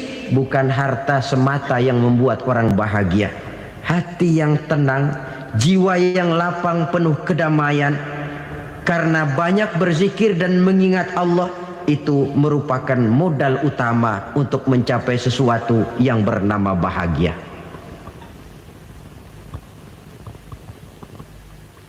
Saudara hadirin yang saya hormati, inilah yang pertama dari 4 ciri yang digambarkan oleh Nabi tentang tanda-tanda orang bahagia. Dan harus berangkat dari yang pertama ini, hati yang lapang. Ini yang harus kita miliki lebih dahulu. Baru nanti akan menyusul kepada poin yang ketiga, kedua, dan selanjutnya. Sebab kalau hati sudah terisi dengan jiwa yang lapang, seluruh persoalan insya Allah akan bisa kita atasi dengan sebagaimana mestinya. Yang kedua sekarang, tanda orang bahagia menurut baginda Nabi, markabun syariah. Orang bahagia itu, kata beliau, punya kendaraan biar cepat asal lancar. Artinya kemana dia mau pergi mudah. Apa maksud hadis ini? Kalau kita kaji lebih dalam, kendaraan itu kan alat transportasi. Transportasi tidak lain adalah usaha memudahkan komunikasi. Pindah dari situ kepada teori bahwa manusia adalah zon political, makhluk bermasyarakat yang tidak bisa memenuhi kebutuhan hidupnya secara sendirian. Kita memerlukan keberadaan orang lain dalam kehidupan ini. Untuk memakai baju saja kita sudah perlukan petani yang tanam kapas, pabrik yang memintal kapas jadi benang, pabrik yang menenun benang jadi kain, sampai kepada mesin jahit, sampai kepada tukang jahit. Itu cuma untuk memakai pakaian saja. Tidak seorang pun di antara kita yang sanggup memenuhi kebutuhan hidupnya secara sendiri. Kita perlu orang lain. Maka kebebasan dalam arti mutlak, kebebasan tanpa batas, itu tidak mungkin ada dalam kehidupan. Karena kita mengadakan yang disebut interaksi sosial. Setiap kegiatan kita tentu melibatkan orang lain. Menurut kita barangkali kita bebas jalan di jalan raya semaunya, tapi orang lain berkendaraan pun merasa bahwa ini ada juga jalan haknya, dan begitu selanjutnya. Oleh karena itu, maksud dari kendaraan yang cepat ini adalah khulata'uhu ma'as solihin. Lingkungan pergaulannya terdiri dari orang-orang soleh. Pergaulannya luas. Kemana dia pergi ada temannya. Kesulitannya ada tempat dia cerita. Dan kesulitan kalau sudah diceritakan kepada orang lain, taruh kata orang itu tidak bisa menolong, namun menceritakannya kepada orang yang kita percayai, kan paling kurang sudah mengurangi beban jiwa, mengurangi tanggungan batin, merasa masih ada tempat kita cerita. Maka lebih baik orang awam yang mau bergaul ketimbang orang setengah alim tapi ngunci pintu. Sebab nantinya akan timbul sikap picik, cupik pandangan, dan tidak luas menghadapi kenyataan dalam kehidupan ini. Namun yang harus kita garis bawahi, pergaulan memang mesti luas. Namun jangan sekali-kali lupa bahwa pergaulan sangat besar pengaruhnya dalam ikut membentuk kepribadian manusia. Sehari-hari bisa kita bilang, kalau kita dekat sama tukang minyak wangi, sekalipun nggak dibagi minyaknya, baunya tentu dapat. Betul? Tapi dekat sama tukang elas, walaupun nggak kena apinya, asapnya mesti kena. Kalau Syauqi mengatakan lebih jelas lagi, man asyaral asrafa asa musyarrafan wa muasyiral anzali ghairu musyarrafin. Awalam taral jildal hakira muqabbalan bisagri lamma sara jildal mushaf. Siapa yang bergaul dengan orang mulia, dia bakal ikut menjadi mulia. Tapi siapa yang berteman dengan orang hina, dia tidak bakal ikut menjadi mulia. Tidakkah kau lihat, kata Syauqi, kulit kambing yang hina pun dicium orang ketika menjadi kantong Quran. Kulit kambing hina kalau dia sendirian gak ada yang mau cium. Tapi begitu dia bergaul dengan Quran, menjadi kantong Quran, dipakein minyak wangi, ditaruh di tempat yang tinggi, mau diambil dicium dulu, dibawa dengan penuh hormat dan hati-hati. Kulit kambing yang hina lantaran berteman dengan Quran, numpang mujur. Tapi coba lihat kalau kulit kambing berteman dengan kayu, jadi beduk, habis. Zohor dikemplang, asar dipukul. Itu pun sedikit saja, cuma salah milih teman. Yang temannya Quran dihormati orang, yang temannya kayu lantaran jadi beduk, gelap-gelap subuh orang udah kemplangi.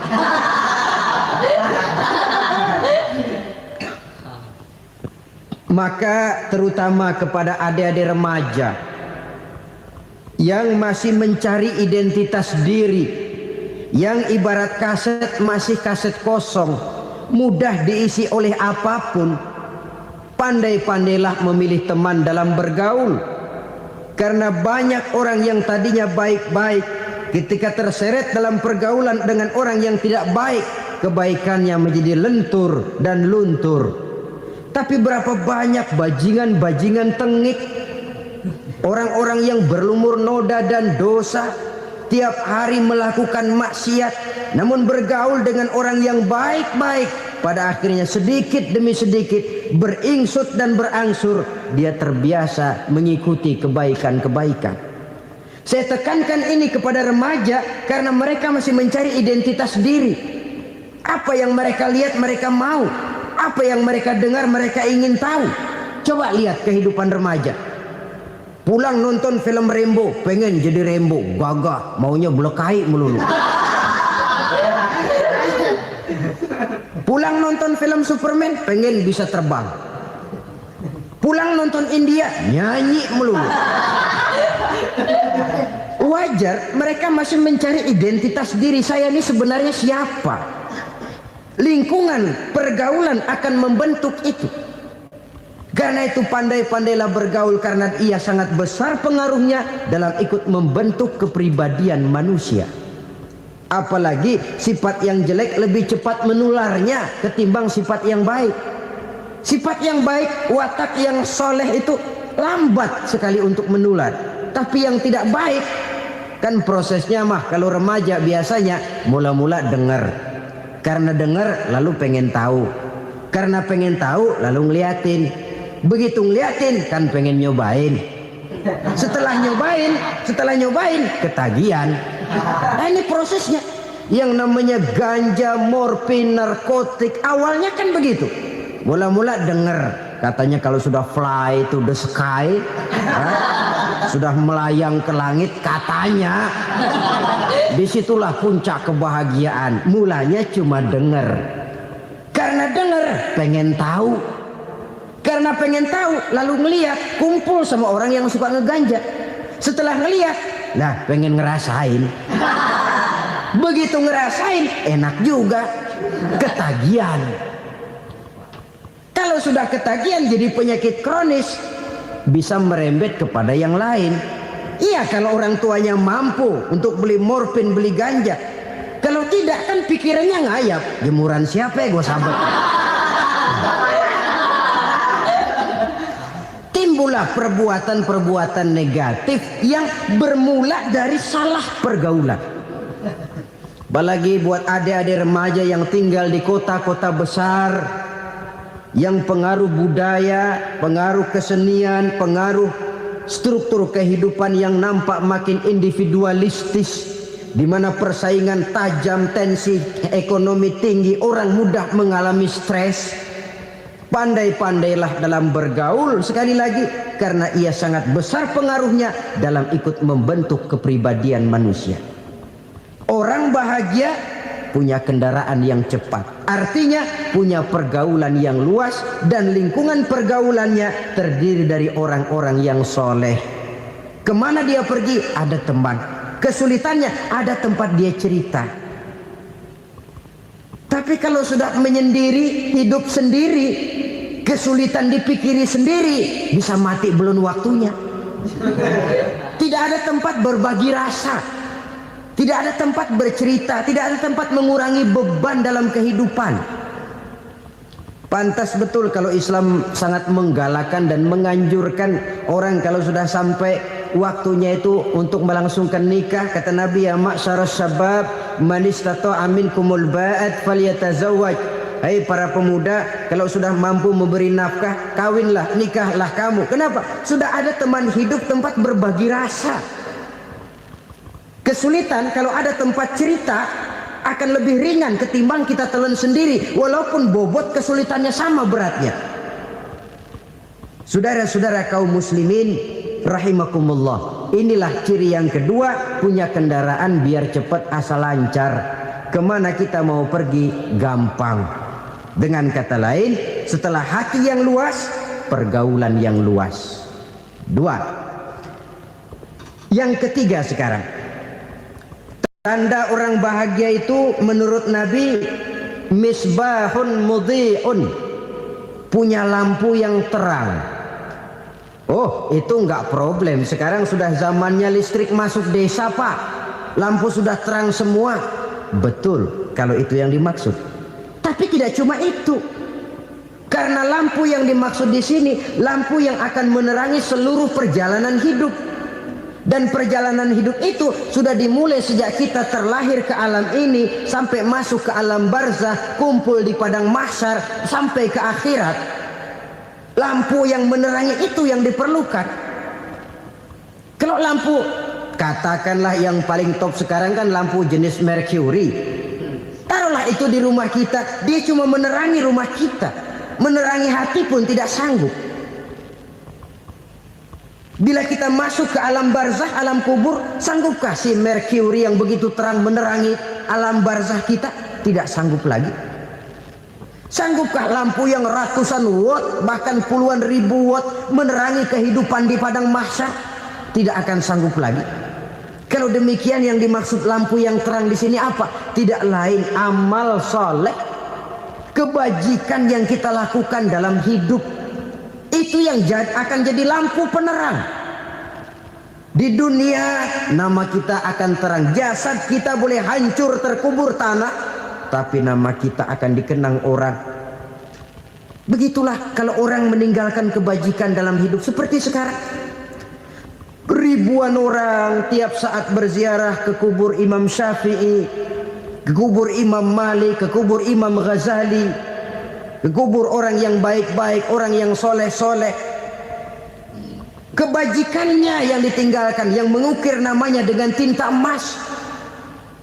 Sehingga saudara sudah terbaring di alam kubur, orang lewat, Allah, ini kuburannya Fulan bin Fulan, dulu ini kebaikannya Masya Allah, saya ikut merasakan. Mari kita mampir sebentar, kita Fatihah. Mohon disampaikan Allah pahalanya kepada almarhum. Al-Fatihah. Itu kalau orang baik-baik. Lalu saudara tanya, Pak, orang mati dikirimin Fatihah apa nyampe pahalanya? Saya jawab, kalau saudara nggak percaya, mati dulu dah. Nanti saya Fatihain, tungguin di sana. Umpama nggak sampai, balik lagi kemari. Sekarang ini kan maunya otak-otakan saja. Kalau nggak masuk otak, nggak percaya. Padahal alam gaib itu nggak bisa diotak-otakin. Sama saja dengan saudara pernah dengar cerita kapal tanpa emas tenggelam kan? Pernah nggak? Di mana? Di laut Masalembo. Begitu ke tanpa emas tenggelam, ratusan penumpang itu terjun ke laut, dipermainkan gelombang, berjuang menghadapi maut itu. Orang lagi timbul tenggelam di lautan, dihantam ombak, kita tengokin pakai helikopter. Pak, lagi timbul tenggelam ya? Iya, tolongin. Jangan khawatir Pak, nih saya kirim intan Pak, harganya 10 juta. Kira-kira orang yang timbul tenggelam di laut seneng nggak? Tidak. Kan mahal toh intan 10 juta. Kenapa dia nggak senang? Karena intan 10 juta dalam kondisi seperti itu tidak sanggup menyelamatkan dia. Dia akan girang kalau dikirimin ban mobil bekas, dikirimin papan terentang atau bambu. Intan yang 10 juta dia nggak girang. Ban mobil bekas yang 1000 perak, tuh pegang, itu yang dia girang betul. Inilah sebabnya Nabi berkata, mal mayyitu fi qabrihi illa kal ghariqil mutaghawwis. orang yang meninggal di alam kuburnya seperti orang timbul tenggelam di lautan. Yantaziru da'watan min ahli, menunggu doa dari keluarganya yang masih hidup. Duh, bapak saya sudah meninggal, saya sayang benar sama dia. Kirimin kulkas ke kuburannya Itu sama saja dengan tadi orang tenggelam di lautan dikirimi intan yang harganya 10 juta, ndak sampai. Begitulah kalau kebajikan yang kita tinggalkan dalam hidup, sudah mati pun kubur kita masih diziarahi orang. Tapi kalau jahat yang kita tinggalkan, boro-boro lah orang mau doa lewat dekat kuburan kita juga serem. Tuh bajingan dulu mati dipendem di situ tuh. Jangan lewat situ, ntar kesurupan, jangan. Lewat saja orang ngeri. Konon lagi membacakan Fatihah dan mengirimkan doa. Hidup pada hakikatnya adalah kesempatan untuk berbuat baik. Maka sekali kesempatan itu diberikan, manfaatkan dengan sebaiknya. Sebab kesempatan kedua tidak akan pernah ada. Kesempatan berbuat baik di sini, di akhirat sudah pembalasan namanya. Sekali kesempatan itu dicabut, dia tidak akan pernah dikembalikan lagi. Kata Iqbal, hidup tidak mundur ke belakang, Bung. Berhenti diinjak orang, mundur hancur. Tidak ada kata mundur dalam hidup ini. Berhenti diinjak orang, mundur kecebur. Tidak ada kata lain, harus maju dalam kehidupan dalam artian yang positif. Hidup adalah kesempatan untuk mengumpulkan kebajikan yang sebanyak-banyaknya. Di situ nilai daripada manusia. Sekarang ini memang nggak kelihatan kok, orang yang banyak pahala sama yang banyak dosa nggak kelihatan kok. Barangkali kalau habis bikin dosa palanya pada benjol, mungkin orang takut sama dosa. Tapi sekarang sama saja, orang yang banyak dosa dengan yang nggak banyak dosa jalan bareng dari belakang, sama, nggak kelihatan beda. Tapi ada waktunya di mana pahala memegang peranan, di mana dosa diperlihatkan. Sama saja kalau kita bawa mobil siang, lampu kan nggak begitu berfungsi. Apa lalu bilang, alah ini lampu berat-beratin, copot-copotin aja dah. Tidak perlu begitu. Kenapa? Pada suatu saat malam senja akan datang. Bila matahari terbenam, senja pun datang, gelap mulai merayap, disitulah baru terasa perlunya lampu. Pahala begitu. Sekarang orang yang nggak ada pahalanya nggak kelihatan dalam kehidupan. Tapi pada suatu saat senja kehidupan akan datang. Ajal merenggut nyawa, malam merayap, dan hidup mulai diliputi kegelapan di alam barzah. Dikala itu kalau nggak punya lampu, alangkah malangnya kita. Sebab amal yang baik, kata Nabi, di alam barzah itu akan diciptakan menjadi perempuan yang cantik menemani kita. Amal yang jahat akan menjadi orang yang paling jelek nemenin kita. Sudah di tempat gelap yang nemenin jelek.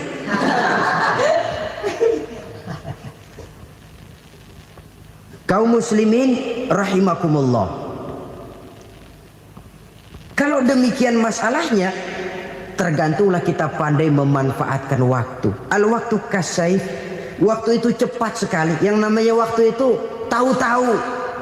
Tahu-tahu udah tahun 87. Tahu-tahu udah begitu. Tahu-tahu yang kemarin anak-anak, sekarang udah pada punya anak. Tahu-tahu saja itu. Begitu cepat waktu berlalu. Kalau tidaklah pandai kita memanfaatkannya, akan rugi kita. Nabi bersabda, "Man kana yaumuhu khairun min amsihi fahuwa rabih." Barang siapa yang hari ini lebih baik daripada hari kemarin, itu orang untung. Hari ini lebih baik daripada kemarin. Bulan ini lebih baik dari bulan kemarin. Tahun ini lebih baik dari tahun kemarin. Itu orang yang beruntung. Tahun kemarin sembayangnya maghrib doang, sekarang udah tambah isya. Tahun kemarin cuman Idul Fitri aja ngancem bener, sekarang udah tambah Jumat, lalu tambah lagi maghrib, tambah lagi isya, dan selanjutnya. Hari ini lebih baik daripada kemarin, itu orang yang beruntung. Wa man kana yaumuhu mislu amsihi fahuwa khasir. Lalu barang siapa yang hari ini sama saja dengan hari kemarin, itu orang rugi. Hari ini sama dengan kemarin, rugi itu. Bulan ini begitu, bulan kemarin begitu, tahun ini begitu, tahun lalu juga begitu. Rugi itu orang. Rugi apa? Rugi umur. Umur tambah, amalan gak pernah tambah. Dan saya pikir lebih merupakan azab ketimbang nikmat kalau orang dikasih panjang umur cuma untuk numpuk dosa. Mending mana? Panjang umur banyak dosa sama pendek umur dikit dosa. Mending mana? Mending mana? Ya, paling mending tentu panjang umur banyak pahala. Tapi kalau tidak, sekali lagi, lebih merupakan azab ketimbang nikmat kalau orang diberikan panjang umur tapi cuma untuk sekedar menumpuk dosa. Kehilangan kesadaran bahwa dunia bukan terminal akhir dari satu perjalanan. Dia cuma halte di mana kita berhenti sebentar untuk menuju kepada terminal yang hakiki. Saudara-saudara kaum muslimin rahimakumullah, inilah lampu yang akan menerangi kehidupan, amal yang kita lakukan di dalam kehidupan. Jadi yang dimaksud dengan lampu yang terang, kebajikan yang kita kerjakan dalam hidup. Nah, setiap orang di awal tadi saya bilang ingin bahagia.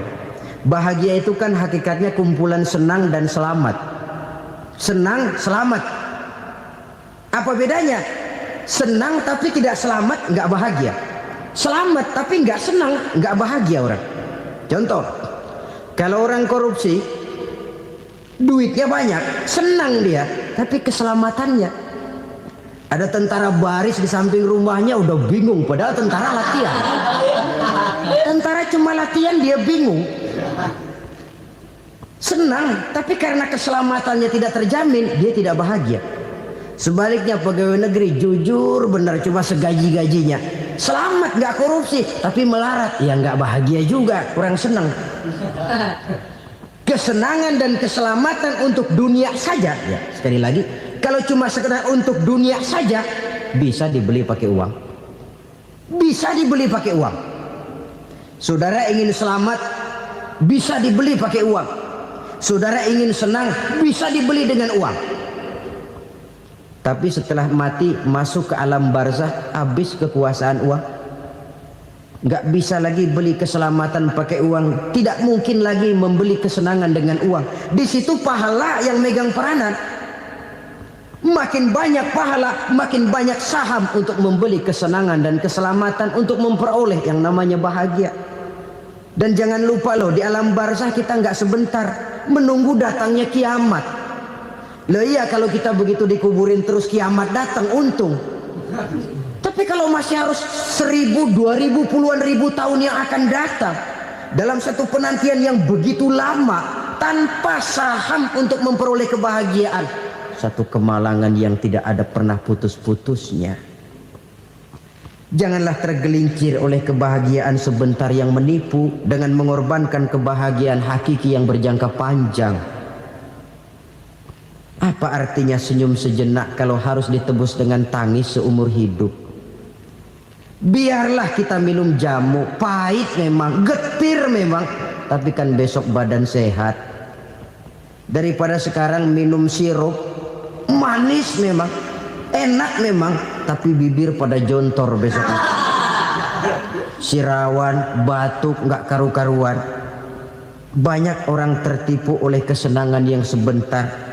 Padahal laisa kullu ma yalma'u zahaban. Belum tentu semua yang berkilat itu emas. Belum tentu semua yang gemerlap itu intan. Karena itu marilah manfaatkan kesempatan yang diberikan Allah ini untuk mengumpulkan kebajikan yang sebanyak-banyaknya. Yang terakhir sekarang, yang keempat, tanda orang bahagia kata Nabi. Zaujatun salihah. Orang bahagia itu tanda yang keempat kata Nabi, punya istri biar cakep asal taat. Sudah surga itu sudah. Cakep taat. Istri kayak gitu, kalau belum mati jangan dikuburin dulu itu. Sudah cakep taat lagi. Tapi kadang-kadang enggak, udah jelek ngadat melulu. Apa yang mau dipilih?